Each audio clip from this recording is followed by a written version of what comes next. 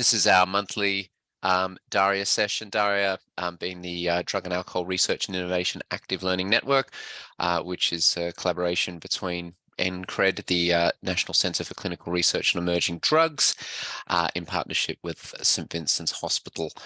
And so today we have Emma Black, Dr Llewellyn and Professor Adrian Dunlop all talking to us today on as mentioned, using New South Wales health data to understand the health and social characteristics of people who use amphetamine type stimulants. I will take a moment to introduce each of them individually when they present. So we're going to lead off today with Emma,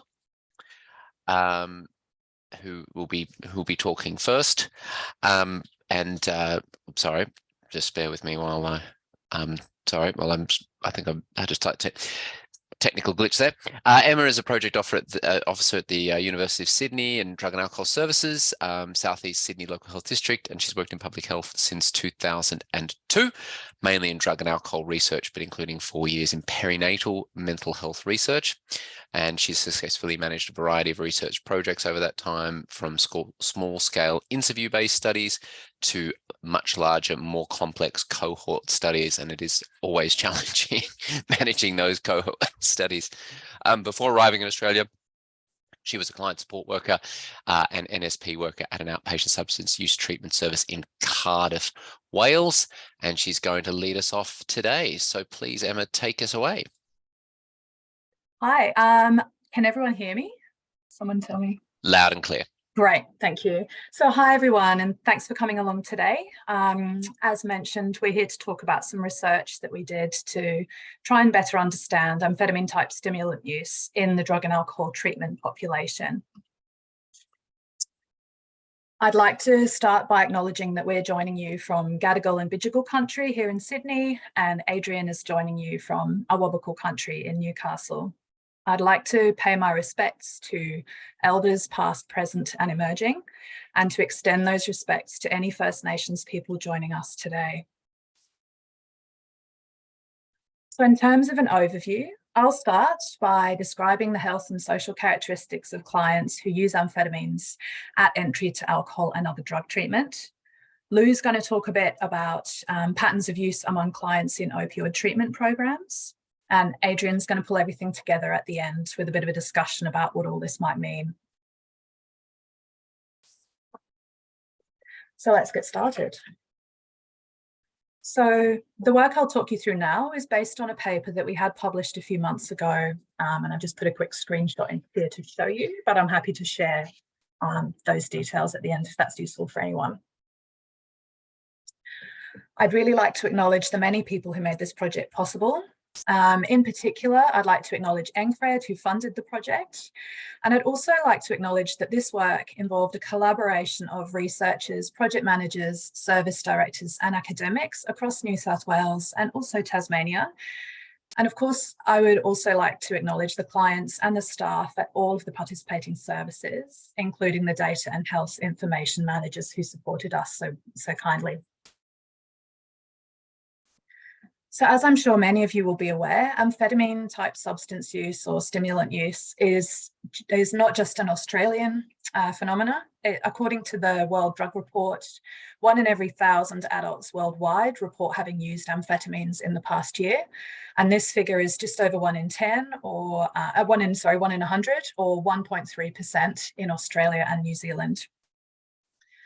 In Australia, we'd use a number of terms. And I'm sorry if I skip around between them. I'm going to try and be consistent. But by amphetamine type substances or amphetamine type stimulants, or ATS as it's abbreviated to, we're mainly referring to methamphetamine. But this is a broader category than that. So it also includes amphetamine sulfate, MDA, MDMA and others. Over the past few years, there's been increased availability and use of methamphetamine, and this has been associated with increased harms.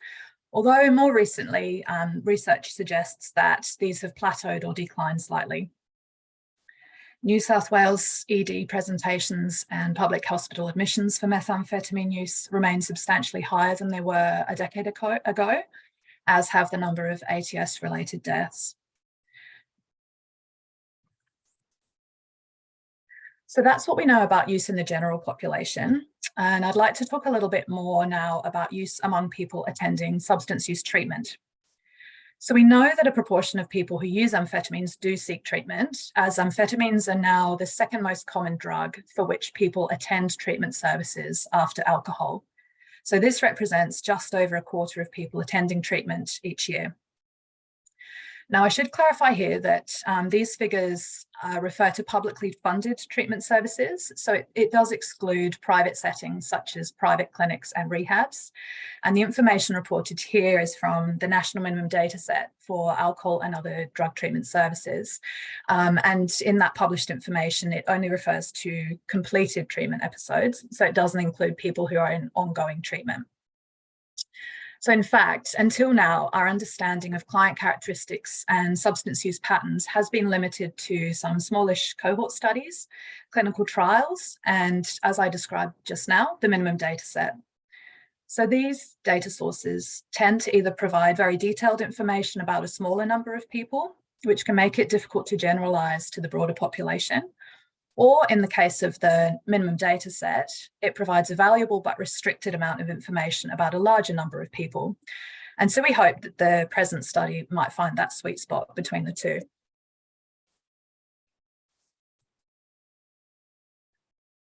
So we were able to complete this project because public alcohol and other drug treatment services have had electronic information systems in place for a few years now.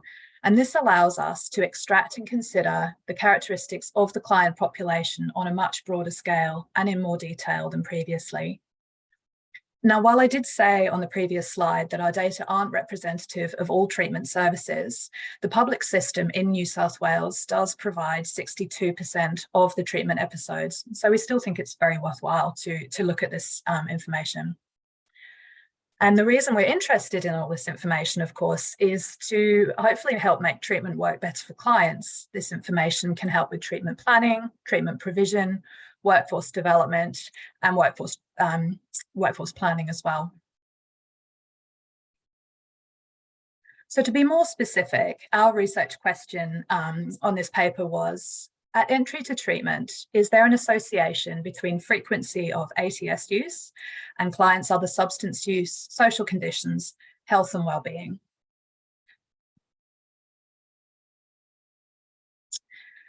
We used an extract of de-identified electronic information for clients who entered treatment services between July 2016 and June 2019.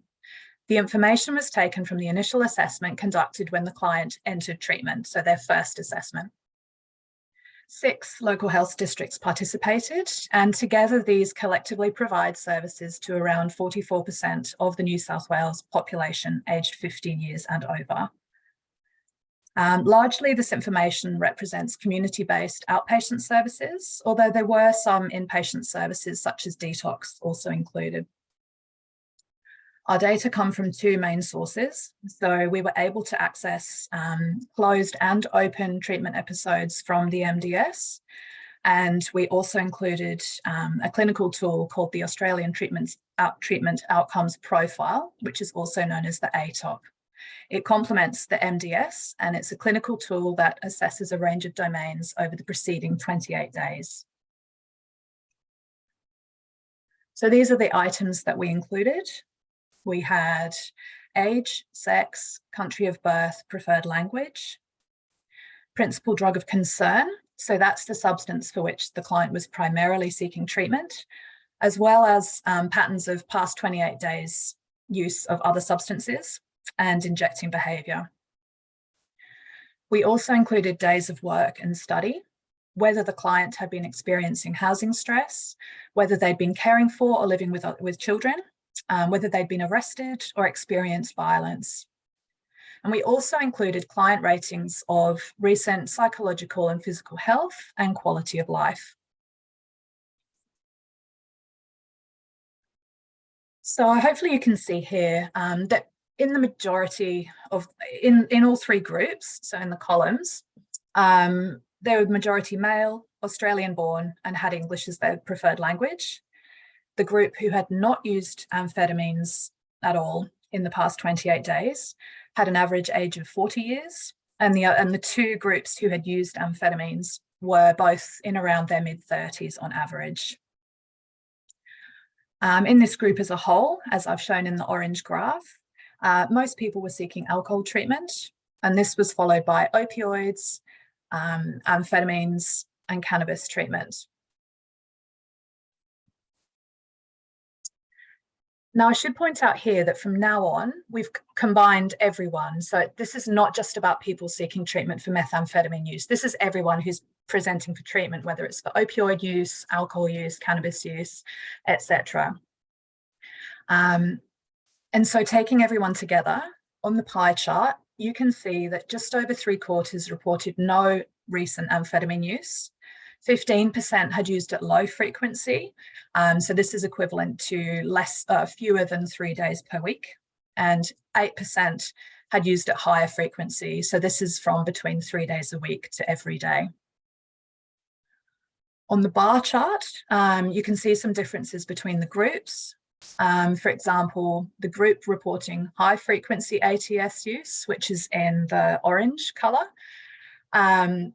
they also reported the lowest engagement in work or study, and also reported experiencing the highest rates of housing stress, arrest, and recent violence. I'm sorry about this graph. It's really just, wasn't quite sure what I was going to say, but I put it all on there. But I really just wanted to show you that there's some interesting patterns, but I'll go into it in more detail in a regression shortly. I guess some of the standout details here to include are that there are high rates of daily tobacco use across all the groups, but particularly the group who are using amphetamines at high frequency. Injecting and cannabis use are also higher among people who use amphetamines compared to those who do not. And the group reporting high frequency amphetamine use also had the lowest use of alcohol and the highest proportion who reported injecting.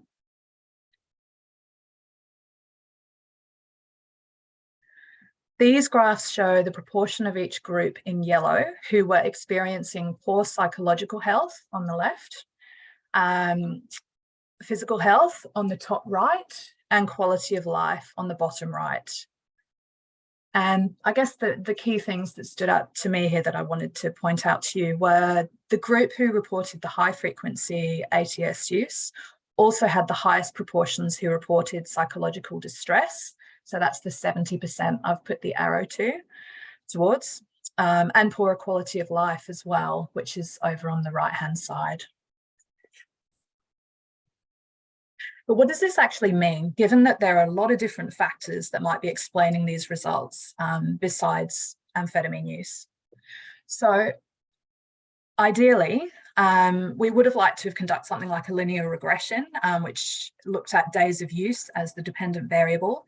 But I've just included a small diagram on the right-hand, a small graph on the right-hand side, really just to show you that our data for days of use is binomial. So we weren't able to do a linear regression. So instead, we split people into 3 groups and did a multinomial. So the 3 groups were the people who hadn't used any amphetamines at all in the past month, those who had used at low frequency, and those who had used at high frequency. And this categorization was based on previous analyses and consultation with clinicians and consumers as to whether it was meaningful as well as statistical. So apologies for those who don't like regression tables. I'll try and work through it in a way that hopefully will make sense to you. So the independent variables we included are listed down the left-hand side. And then across the top, I've shown the comparisons between the groups. So the first series of columns compares people who had used at low frequency and comparing those to people who had not used any amphetamines. The middle columns show the differences between the high frequency use group and the group who had not used amphetamines. And then on the right-hand side, it's the differences between the high and the low use groups. So the significant differences I've shaded in that blue-grey colour, and these are the ones that remain significant predictors even when other factors were included in the model. So starting with the comparison of low against no ATS use, low frequency against no use, you can see that there was highly significant differences between the no use and the low use on 9 of the 16 variables. In particular, younger people and those reporting housing stress had greater odds of reporting low frequency use as opposed to no use. Fewer days alcohol and opioid use, greater days cannabis use and having injected were significantly associated with low frequency use than no use.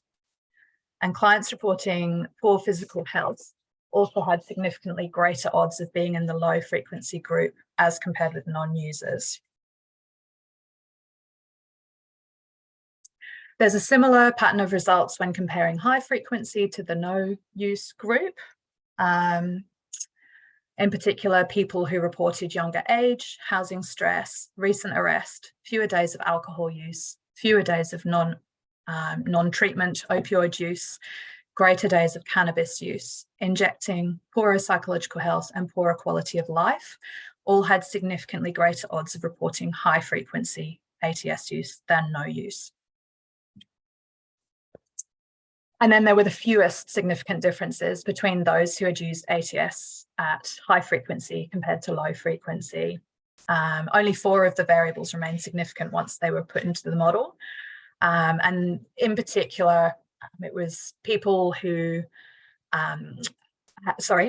of the 4 variables that remained significant, in particular, having been arrested and reporting fewer days of opioid use were associated with significantly greater odds of reporting high frequency as compared with low frequency use. So in short, is there an association between frequency of amphetamine use at entry to treatment and substance use, social conditions, health and well-being? Yes, we found a number of differences. Now, as with all research, we do have some limitations. I'll just cover these briefly now, but because we didn't cover absolutely everybody in the treatment population, we can't confidently generalize our results beyond the population that we're describing here. So we can't say anything about NGOs and people attending private clinics, for example, but we think this is a pretty good start. We were unable to identify clients who attended in more than one LHD because they was de-identified. So it's possible that there are some clients who appeared in more than one LHD because they moved house or whatever. That will be a minority. Obviously, there's always the possibility of some coding errors, and self-report is not always 100% reliable. Our information represents a 3-year pre-COVID snapshot, so it could be different now. And in future, it would be helpful to consider this information by treatment type as well, as clients attending for opioid treatment could look quite different to those attending for counselling, for example. In conclusion, I guess this paper shows that it's really important to conduct comprehensive assessment at entry to treatment, that this should include asking clients about other substance use, not just the principal drug for which they're seeking treatment, and also asking people about their wider circumstances, their health and their well-being. Treatment should be individualised and tailored for each client rather than designed purely to address the primary drug of concern, particularly as many clients do use more than one substance. Clients who report recent ATS use appear to have more complex clinical presentations, particularly around their social conditions, their psychological health, and their quality of life. And together, this highlights the need for services and clinicians to be supported to have the necessary staffing, skills, resources, and links to other sectors to address these concerns. Thank you.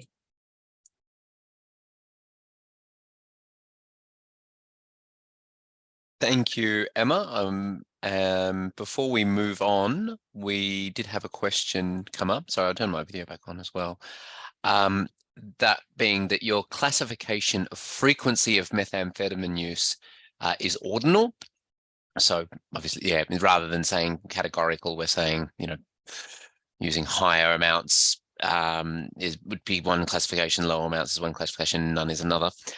Did you consider using a proportional odds ordinal model? And if the proportional odds assumption is reasonable, this allows the data to be summarized by one set of odds ratios instead of three. Before you answer, I appreciate you've got one of the best statistical minds in the country coming up, and you're welcome to deflect the question to him. Yes, I would love to deflect that to Lou. No, you've got to have a go at it. No, easy. No, look, I think we do have Lou coming up in a moment.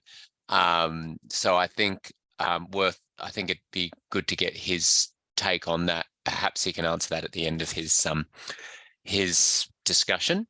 I don't think there were any other questions that had come up from anybody else so far. So with that in mind, we might jump to Lou then.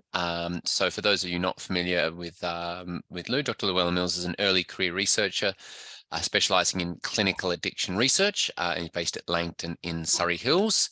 Received his PhD in 2018 and since then has worked as a postdoctoral researcher for the discipline of addiction medicine, University of Sydney, and for South East Sydney Local Health District Drug and Alcohol Services. Lou's expertise is in data science and statistical methods. He is currently the statistical consultant for the Drug and Alcohol Clinical Research Improvement Network, DACRN, which some of you may or may not be involved with. And Lou's worked on many projects at the Langton Centre, including the COQI project that the present work was conducted as part of. He enjoys finding ways to routinely collect clinical outcomes data to answer research questions of real practical importance to drug and alcohol clinicians. So I'll get Lou Lou, if you don't mind presenting first, and then maybe we can come back to that question about the stats there, because I'm sure you'll be I think you'll be well placed to answer it. Okay, no worries. Can everyone hear me okay? Okay. Hi, everyone. So I'm Lou. I presented this actually the exact presentation at APSAD in November. However, I sprinted through that with a hangover, and today I am sober, and I can actually amble through it rather than sprinting through it. So I'm looking forward to dealing with this data. Okay, so EMR, as you all know, is now routine in medicine around the world, pretty much, at least in the developed world. And we rolled it out, as Emma mentioned, in CESLID, Alcohol and Drug Services, at about 2015. So the primary uses of it are individual, like monitoring individual clients, recording case notes, dosing information, basically clinical purposes. It's also used to track activity, which is important for payment, which of course is important to health professionals because it's how they get their money. But the ATOP, as Emma mentioned, it's part of EMR, and it's collected at treatment entry. And it's mandatory that an ATOP gets done at treatment entry. It's also collected during treatment, however, that is not mandatory, and so that happens a lot less. The ATOP, as Emma mentioned admirably, deals with 28-day substance use, health, well-being, risk factors like homelessness, injecting drug use, domestic violence. It's quite comprehensive and it's very brief. So we have this huge ocean of data, basically, and substance use data is more useful than many of its proxies that often get used in public health, like publicly available data.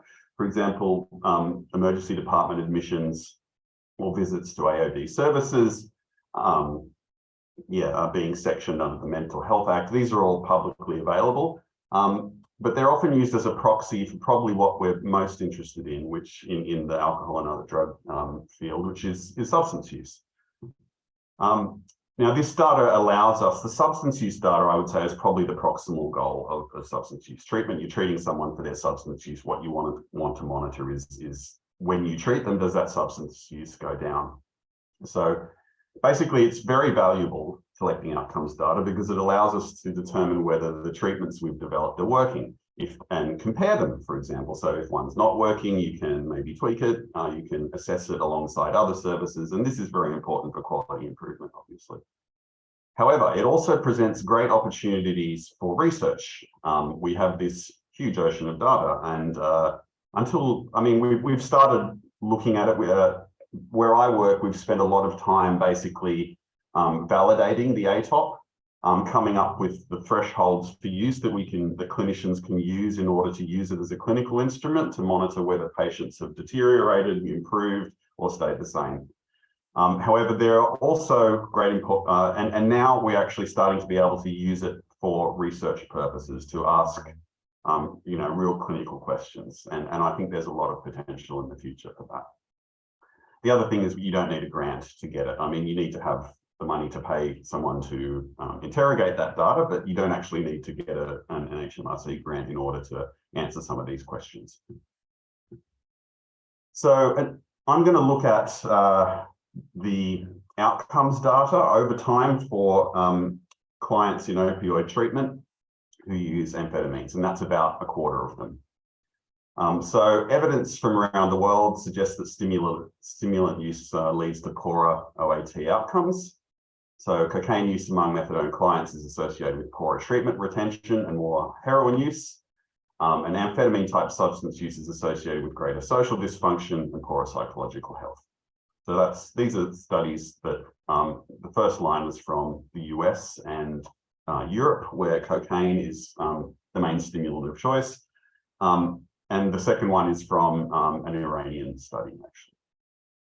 We don't have as much cocaine use, at least among our clients in Australia, and amphetamine type substances tend to be the most popular stimulant here. So no studies that we are aware of have examined how amphetamine type substance use at the beginning of treatment affects clients' responses to treatment over time. And that's what we were interested in. So our research question here is, what is the impact of amphetamine type substance use on clinical outcomes in people in opioid treatment? Specifically, in relation to changes in substance use, health and well-being, and it's extracted from the CHOC data, which is the Cerner data from the different EMR systems across New South Wales AOD services.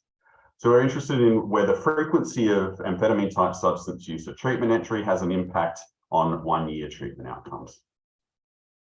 So the aim was to examine whether baseline frequency of ATS use at the beginning of treatment has an impact on substance use, health, and well-being over time among a population of clients receiving opioid agonist treatment for opioid dependence. So basically, this was emulating a longitudinal cohort design. We split the cohort up into groups and then observed them over time via the recorded ATOPs that were collected routinely as part of their clinical treatment. We used mixed effects models for repeated measures regressions to test whether the rate of change in various important clinical outcomes over time differed based on the frequency of clients' ATS use in the 28 days prior to starting a new treatment encounter. We used routinely collected ATOP data from 2016 to 2019. So participants were clients entering an opioid treatment program in one of 4 New South Wales local health districts. And we confined ourselves to Cerner data and not CHIME data, because the CHIME data has various variables that we need in order to match data that weren't present. So we split the groups up into 3. So there were people who were using no amphetamine, so 0 days in the previous 28 at assessment. Low amphetamine use for the first 1 to 12 days, that's 1 to 12 days use in the previous 28 days, and high use, which is 13 to 28 days amphetamine use in the previous 28 days at assessment. We tested 7 outcomes. That was amphetamine type substance use, opioid use, cannabis and alcohol, and also psychological health, physical health, and quality of life. So the criteria for being included were they needed to be opioid agonist treatment clients in LHDs with Cerner electronic medical records. We needed people who had more than 1 ATOP because we were tracking change, obviously. We needed data from encounters whose duration was greater than 28 days because the ATOP only goes for 28 days. We need data from clients who had valid data for ATS use at baseline, and also from ATOPs occurring within 365 days from the start of treatment encounter. So we restricted ourselves to the first year of treatment. And these are the numbers that we had. So we had 920 people who qualified based on those criteria I just mentioned, 708 in the no amphetamine use group at start of treatment, 185 in 1 to 12 days or high or low use, and 27 in the high use. And that doesn't mean that there's only 27 people who are using amphetamines, just that there were 27 people who were using amphetamines who also had a follow-up ATOP, basically. And as you can see, over time, the amount of people who were left in each, and we basically binned them into time groups. So we had any ATOPs that fell within the first 3 months would be here. Any ATOPs that fell within 3 to 6 months, and 6 to 9 months, and 9 to 12 months. And you can see that the rates are pretty similar at 9 to 12 months, which is about, between, 30 and 40% of the people, 40% of people who had an ATOP at the start had an ATOP in that last period. So here are the results. The bold lines are the actual average use for each of those groups at each of those time points I just mentioned at assessment, 1 to 3 months, 6 to 9 months, 9 to 12 months. And you can see that ATS use at the start of treatment is very high in the high ATS use group, no miracles there. But as over time, it appears to reduce until at the end, they're quite similar. ATS use was also higher opioid use was also higher among people who were using high amounts of ATS, and cannabis use as well.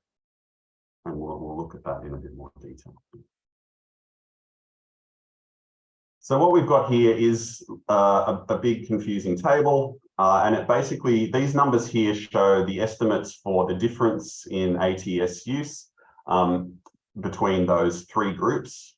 These are the pairwise comparisons at assessment. So at baseline, you can see that on average, the high ATS use group was using about 21 days per 28 on average, more than the no ATS group, but no surprises there. The low ATS group was using 3 days more, and the high ATS group was using 17 days more on average than the low ATS group. So we've got large differences between those groups at baseline. No surprise there, because that's actually how we classify them. However, what is interesting is that though these differences are still significantly different at 6 months, they're much reduced. So this 21-day difference is now an estimated 4 days. And this 17-day difference is now 2. And then there's the difference between groups at 12 months is still significant, but it's still lower than baseline. So it's important to remember here that these are people on OAT who are being treated for opioid use disorder, not for the most part for amphetamine use disorder. So it looks like the OAT treatment plus case management and the other support that clients get is having a kind of blanket effect on other drug use. So here we've got opioid use among the different groups at baseline. You can see that people who are using ATS at baseline are also using more opioids. But once again, these differences are pretty much gone by 6 months and at 12 months. People who are using ATS at baseline are also using more cannabis. But again, these differences are pretty much gone and still no difference at 1 year. With psychological health, physical health and quality of life, ATS users at baseline report significantly worse quality of life at baseline than non-ATS users. But again, these differences are no longer significant at 6 and 12 months, although that might be merely because there are less observations at these time points. So what does this all mean? Well, our findings suggest that clients who use ATS frequently when they start treatment are also using more of other drugs. and their quality of life is not as good. However, use of these substances tends to reduce within the first year of treatment to the point where at 12 months, it's no higher on average than people who are using no ATS at the start of treatment. Psychological health and overall quality of life of people using high levels of ATS is poorer at start of treatment than that of people using no ATS, but these differences also subside over time. So basically, opioid agonist treatments are associated with global reductions in use of a range of substances, including ATS, and improvements in general health and well-being. And although using ATS is associated with greater use of other substances and poorer health and well-being, provided these people stay in treatment, the prognosis for clients who are using ATS at baseline is not significantly worse than for the clients who are not. So the fact that treatment is associated with similar outcomes for all clients, regardless of their ATS use at the start of treatment, is very encouraging. So the clinical implications might be, I'm not a clinician, but for those clients who are using multiple substances, treating dependence on one drug can help reduce use of other drugs. And extra efforts to keep OAT clients who are using ATS at baseline in treatment, i.e. stop them from dropping out, may improve their chances of success to the point where they have a similar prognosis as clients who are not using ATS. So the limitations of this analysis was that it was restricted to one fairly simple time invariant predictor, which was ATS use at the start of treatment. So access to more predictors, like data about treatment provided to each client, will allow us to build better models. And we still don't have great access to that sort of information. And that's something the team is working on, Christy and Emma and Rachel. Given the versatility of these models and the number of untapped sources of treatment and outcomes data in electronic medical records, the potential for us to obtain answers to questions of real clinical importance is enormous. So another limitations is that the number of clients who had high levels of ATS was quite low. There were 55 at the start of treatment and 11 at 9 to 12 months. So we need more ATOPs more often, basically. So at the moment, I'm cleaning these data sets to merge MDS data with the ATOP data, and we can start looking at whether the fact that the high ATS use group had similar outcomes is due to the fact that the people who kept using ATS just dropped out of treatment. So we need that's a crucial part of this analysis in order to get a more complete picture. A qualitative study would also be nice, just to ask, get it from the horse's mouth, what's going on. And it'd also be good to look at time varying use rather than just looking at ATS use at the start of treatment. So thanks very much. Thank you. Thanks, Lou, for that. There was a question. I might take that question and hold it over to the end because it's quite general, and I think it'd be good to give Adrian a chance to speak first. We can then backtrack to the previous question, which was a proportional odds model. I don't know if you're able to see that question, or do you want me to repeat that one to you? Perhaps now would be a good opportunity to answer it, given you've gone through some of the methodology and stats analysis of that. Yes, look, I didn't do a proportional odds model here because the residuals of the model were normally distributed.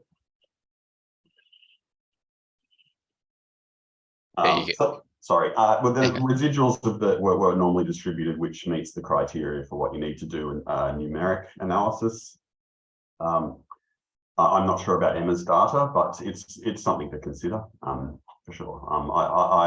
It would be interesting to see the results of that. There was no a priori reason why we did it that way. We probably could have done it that way, but you can't do everything. That is always a challenge when you're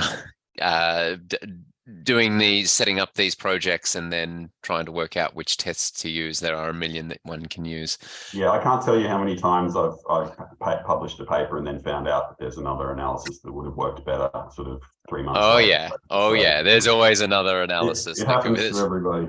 Yep. So we are human, and and continually these things are changing in terms of best ways to analyze these things. So you've just got to go with, a lot of the time what you're comfortable with, what you know, and what, as you say, meets the criteria and so forth. All right. Well,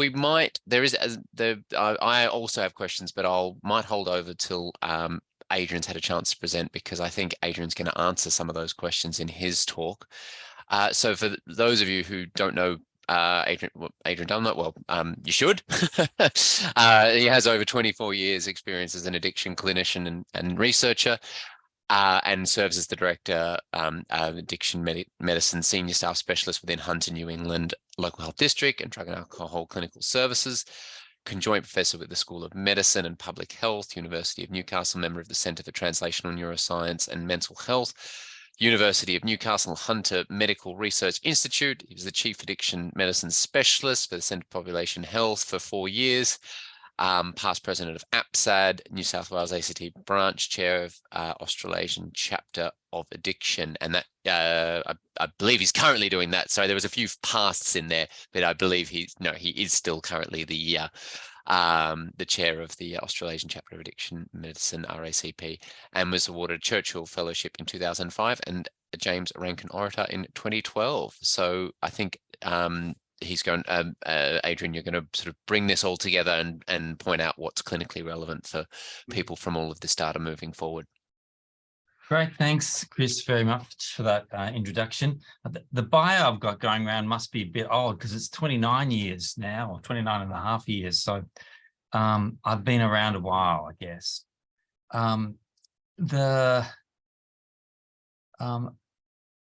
So I guess it's great to see these presentations, and well done, Emma and Lou, for doing them both.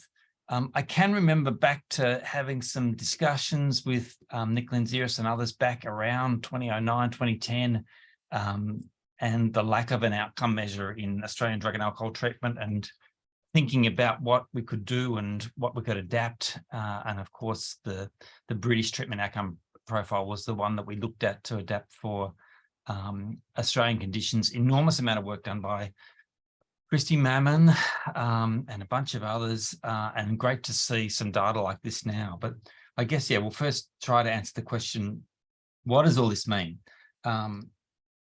So just to start, the great advantage of this, and it goes to answering one of the questions, I think the second question that was posted online, what's the difference between this and a whole bunch of other research we see? Well, often we see intervention research, either observational or experimental research that are done under certain conditions at tertiary treatment centres that may or may not reflect what happens in the real world. And the tendency generally, once you move beyond a randomized control trial and implement something in the real world, the treatment effect tends to be less over time. So I guess we can be confident from this that it's real world data. It is the effects that we're seeing are the effects that exist. And given the size, the number of people in each study gives us more confidence about the fact that this is probably what's happening in the real world when people are either presenting for amphetamine treatment or enrolling in opiate treatment. It does include regional and rural data, especially the first presentation. It's great to see that. We often see an underrepresentation of regional and rural data, so great to see that. And because of the sample size, we can have some confidence in the in some of the key findings, and that's very useful. So we've got some robust effects, and that's great. Downsides, of course, as with any data collection, there are missing data, there are incomplete data. Of course, you can't collect data on the person who walks in the front door but isn't able to stay long enough for you to collect data from them. That, for one reason or another, you can't get that key variable like the number of days of amphetamine use at baseline. That's an ongoing clinical challenge. In a follow-up study, and Lou showed this, you do get loss to follow-up. So you can see there are fewer observations at subsequent time points. Some of that is people not being able to collect more ATOP data at subsequent time points, but also, and it won't be reflected in this data, people drop out of treatment. And you saw Lou make the point several times. This is what happens when people stay in treatment. We can't make an inference of what happens when people drop out of treatment, but a reasonable inference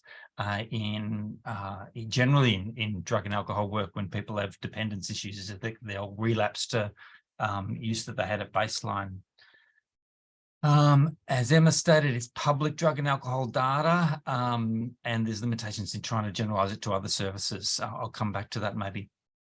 And clearly, there's a lot of variation of what is amphetamine treatment at different parts of the state. Maybe we'll talk about that a bit more. The other key thing to mention is these data were pre-COVID data, 2016 to 2019.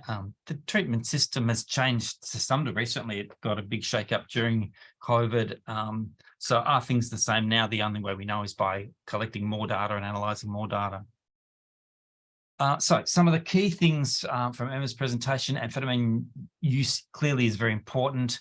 Australia, high users on a worldwide scale, and even though at a population prevalence level it's low, if you work in drug and alcohol treatment, you know how frequently people present with amphetamine-related problems, and something about the difficulty of treating them. And I think that's what Emma also showed quite well through those slides, that we are seeing more harms, particularly more injecting harms. That's probably not surprising, given that injecting amphetamine use is one of the most common ways of using amphetamines. Also some more sedative use, not surprising. Again, people who use stimulants tend to also use sedatives. But clearly more harms, including unemployment, homelessness, arrest problems, violence problems, and poorer psychological health and quality of life. This is the baseline when entering treatment compared to other people who present to drug treatment services with other drug problems. So a group exposed to more harms who probably need more from treatment and associated services, and that's some of the things that are challenges clinically. If we think then to lose data, so again showing people who stayed in opiate treatment essentially tended to do better over time. They tended to use amphetamines less frequently. The differences dropped out over that 12-month period. Their opioid use tended to drop as well, and their psychological health improved. So conversely, we can't say the same of people who drop out of treatment. They probably tend to deteriorate. So from a public health perspective, and probably not well recognised, good opiate treatment, a strong opiate treatment system is very, very important for managing amphetamine use. If we think of the episode of care data, so there are about 45,000 episodes of care nationally. About a quarter of all of that is for methamphetamine, so it's about 11,000 episodes of care. If you can see that, I know the slide might not come up particularly well, but about a third of all that's counselling treatment, and then about 15% of it is support and case management, so sorts of treatment that are frequently provided to amphetamine users. So it's important in thinking about the treatment we provide to these groups that we recognise those additional risks for people who use amphetamines and their additional health needs. Thinking about opiate treatment, so it has expanded greatly in Australia over the decades. About 55,000 people in treatment as of last year, about 25,000 in New South Wales, including about 4,000 new to treatment. And again, from those COGI data, about a quarter using methamphetamines at baseline, however, about 5% using heavily intensively. So in terms of capture of treatment, of being able to give at a population level treatment resources to people who need them, opiate treatment is very important. Of course, we're not saying anything about what sort of treatment that means, and there's probably considerable variation from service to service about what is comprised in treatment for amphetamine use of people on opiates. It may be very little, it may be some case management, it may be other treatments at particular services. So things still to be answered. The issue about variation of what comprises amphetamine treatment is important. Again, this issue, opiate treatment is not usually recognised as amphetamine treatment, but I'd argue that we should be thinking of it as a key treatment for amphetamine treatment. be great to have some more data post-COVID. It's very possible now to have data from NGOs because the ATOP is now part of the database, the system that NGO services use to report on their data. So it's possible for those data to be entered. And as we know, this new $500 million in funding for the Special Commission on Ice in New South Wales, the New South Wales Health have said that there'll be evaluation as a cornerstone of the funding for all of these services. I think these are some examples, great examples of how routine clinical data can be used to report on treatment. And I think I'll leave it there and give us some time for questions. Thanks very much, Adrian, for that. And I think you've brought together nicely, well, firstly, I guess, highlighting this issue around, the importance of opiate treatment, perhaps for benefits beyond just purely the treatment of opioid dependence. If I may go a step further, there are times when patients will present where it may be a questionable history of opioid dependence and perhaps predominantly more amphetamine related substance use. Do you think there's, I'm putting you on the spot here a bit, but do you think there's a role for opioid treatment for those clients? Does this data give some degree of weight to treating those people for opioid dependence, even though that may not be the main primary issue? Yeah, great question, Chris. And practically, it's very common, especially in the rural clinics I do, to see people with histories prior to entering custody of predominantly amphetamine use, but then in custody develop histories enough of typically non-prescribed Suboxone use, IV, usually sometimes smoked, and significant enough to wait 6-9 months to access treatment, so to stay on a waiting list and then access treatment and then be released from custody on opiate treatment. And then generally, it seems, we're still keen to measure the retention in treatment, but they tend to hang around in treatment, at least that's what I'm seeing clinically. So is that a good treatment? Yeah, to a good treatment system. I don't think I could make the next jump to say that we should be using opiates for amphetamine dependence. I think it's describing that sort of trajectory of people accessing treatment, but that is a very common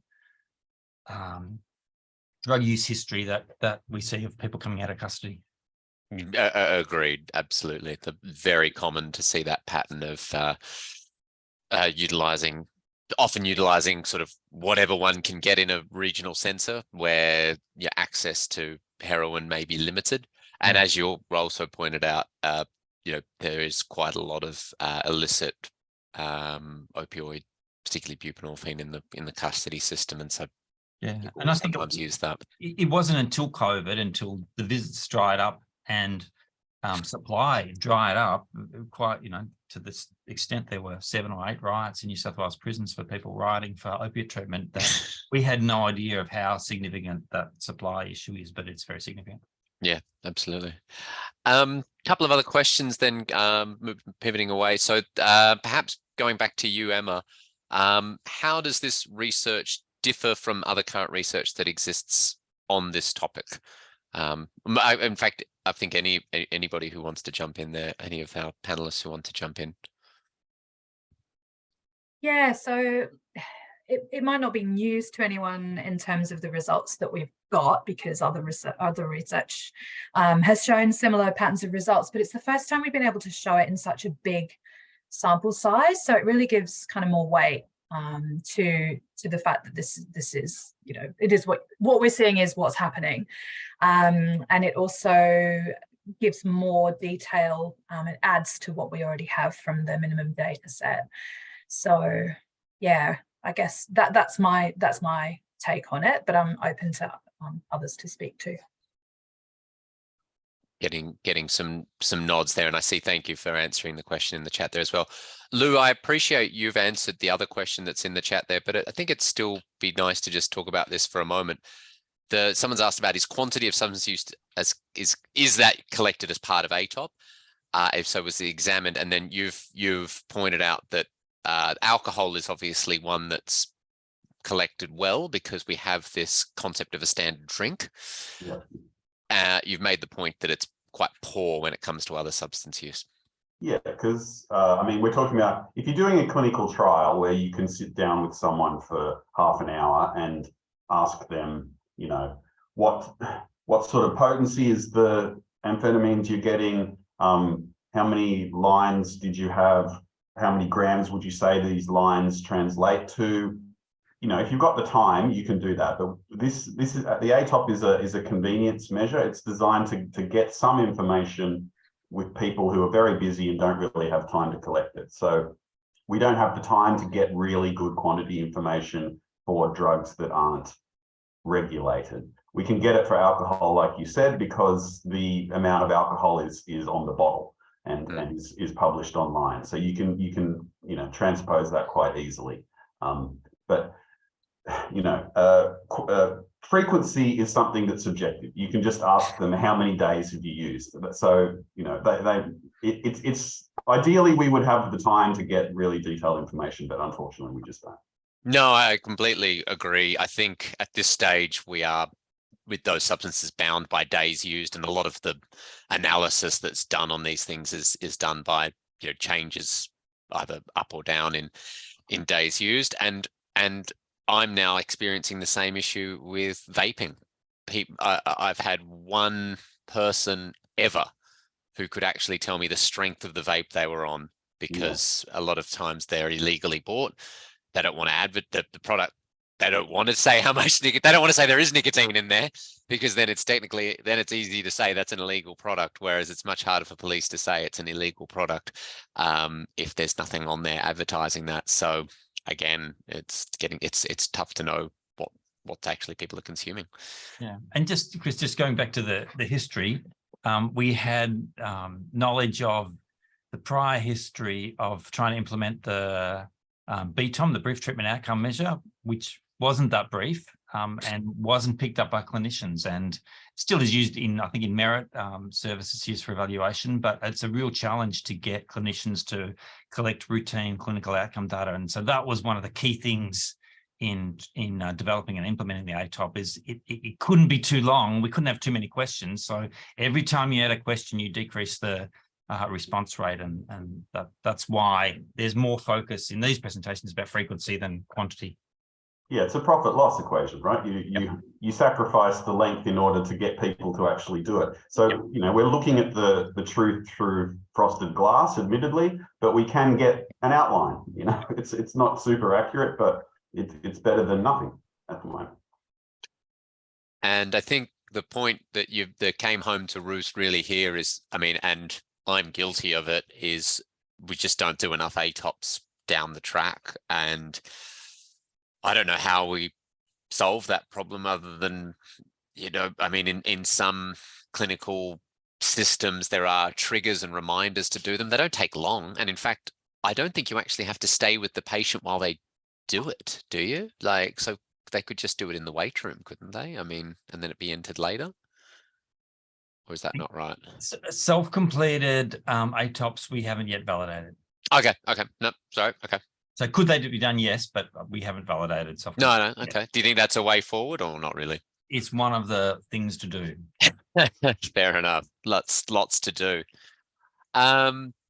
Brilliant. I don't know if there's any more questions on the system there, but I think it's really, as we've already talked about, it's very interesting stuff that's coming out of it. And as you pointed out, Lou, this is, you know, we have a huge data ocean, and trying to extract what's important out of that is very, very challenging. So I tip my cap to anybody trying to look at these enormous data sets and you know, try and make some big, you know, take some salient points out of it. And I guess the other thing I noticed as well, that in your methodology, is everything was done with the p-value of 0.001, which I guess, again, this becomes, because you've got such big data, you really need to be sure around what you're seeing, and it's not just kind of sort of, you know, finding some things there that would happen if you had a p-value that was higher than that.